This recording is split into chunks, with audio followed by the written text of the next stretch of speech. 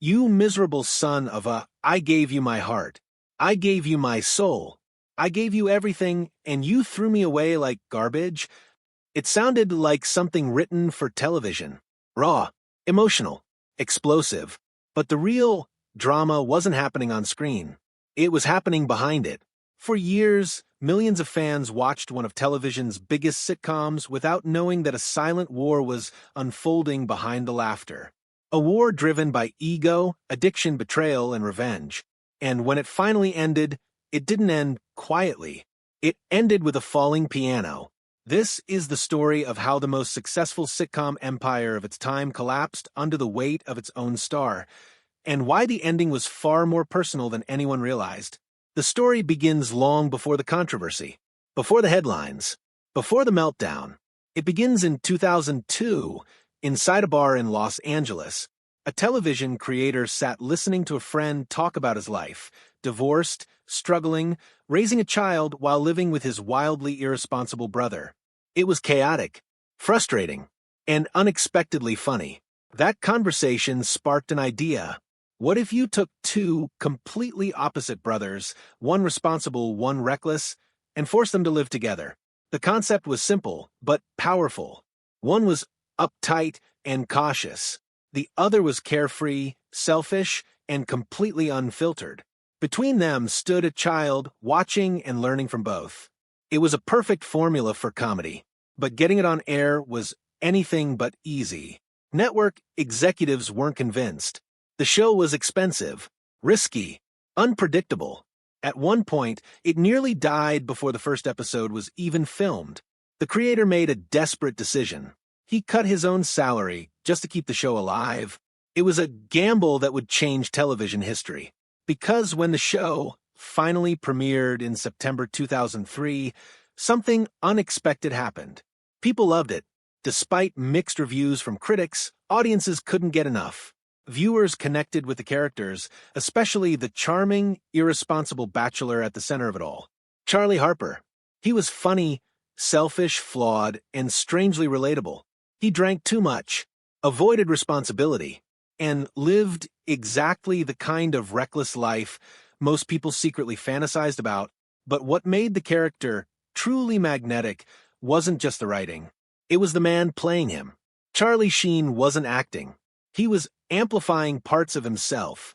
His natural charisma blurred the line between fiction and reality.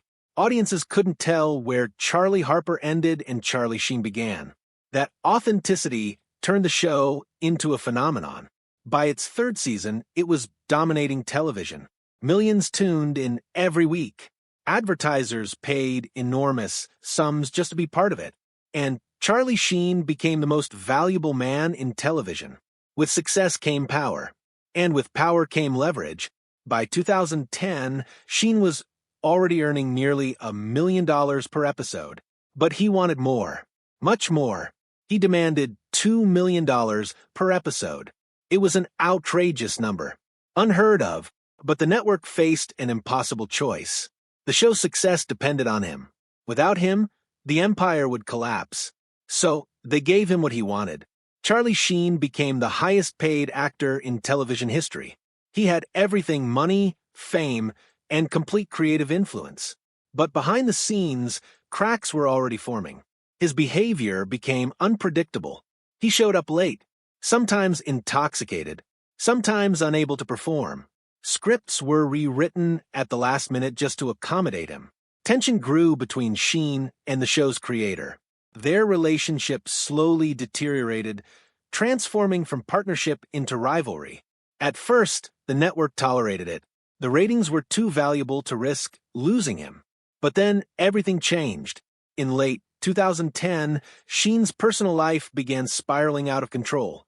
There were arrests, hospital visits, rehab stints, public incidents that made headlines around the world. Production delays became frequent. The entire crew was forced to wait while uncertainty hung over the future of the show. Still, the network tried to help him. They paused production, hoping he would recover. Instead, he did something no one expected. He went to war. In early 2011, Sheen began giving interviews. Not calm, measured interviews, but explosive, unpredictable rants. He insulted the show's creator publicly, calling him names, attacking his character, and accusing him of betrayal. He declared himself unstoppable. He said he had tiger blood. He claimed he was winning. The phrases spread across the internet like wildfire. Millions watched in fascination. Some were shocked. Others couldn't look away. But behind the scenes, the damage was irreversible. The network faced a devastating reality. Their biggest star had become their biggest liability. In March 2011, they made the decision no one thought possible. They fired him. Just like that, the most valuable actor in television was gone. The fallout was immediate and catastrophic. Hundreds of crew members were suddenly out of work. Millions of dollars were lost. The future of the show was uncertain. And Charlie Sheen didn't accept it quietly. He filed a massive lawsuit demanding compensation and accusing the network of betrayal. It was a bitter, public battle between the star who built the empire and the people who created it. Eventually, a settlement was reached behind closed doors. The details were never fully revealed. But the damage to relationships, reputations, and trust was permanent. The show now faced its greatest challenge. How do you continue without the man who defined it? For months, uncertainty hung over everything. Some believed the show would end forever. Then, unexpectedly, a solution emerged. A new character, a new star, a billionaire outsider who would inherit the beach house and reshape the story. When he appeared for the first time, millions tuned in, curious to see whether the impossible could be done. Could the show survive without Charlie Sheen? Surprisingly, it did. The new character brought a different energy.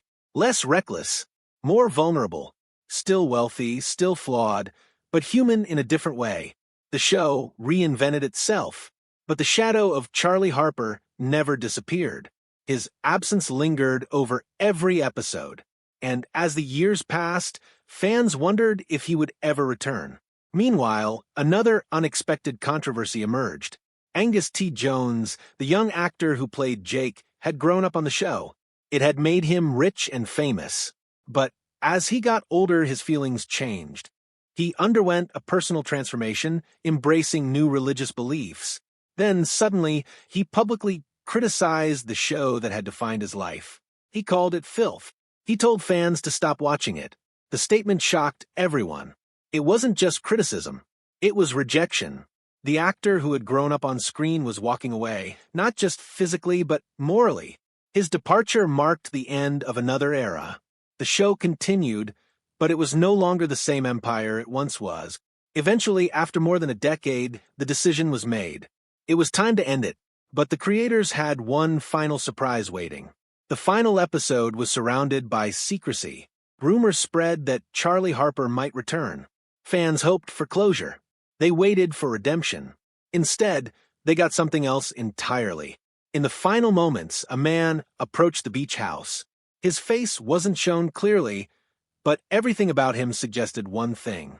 Charlie Harper had come home. He reached the door. He was seconds away from entering. Then it happened. Out of nowhere, a grand piano fell from the sky. It crushed him instantly. The scene lasted only seconds, but its meaning was unmistakable. It was shocking, absurd, darkly comedic, and deeply symbolic. It wasn't just the end of a character. It was the end of an era. Fans reacted immediately. Some laughed. Others were stunned. Many debated whether it was brilliant or cruel. But everyone agreed on one thing. It was unforgettable. Behind the humor was something deeper. A message. The empire had survived. The show had endured. And the man who once ruled it no longer held power over its ending. In the years that followed, the cast moved on with their lives. Some found new success. Others stepped away from the spotlight entirely. Charlie Sheen faced new challenges, including serious health revelations and a long journey toward rebuilding his life. Over time, his anger faded. His perspective changed. He admitted regret. He acknowledged his mistakes. The man who once declared himself unstoppable now understood how fragile success truly was. His story became more than just a celebrity scandal. It became a cautionary tale, a reminder that fame, power and fortune can disappear faster than anyone expects, and that sometimes the greatest threat to success isn't external, it's internal. Today, the legacy of the show remains complicated. It was one of the most successful sitcoms in television history. It made stars, built fortunes, defined an era, but it also revealed the cost of ego, addiction, and unchecked power. In the end, the piano wasn't just a joke. It was a symbol of closure, of consequence, of finality, because behind every empire built on personality, there's a truth few people want to admit.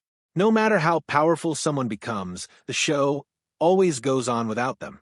And sometimes when it ends exactly the way it began, with shock, with drama, and with millions watching.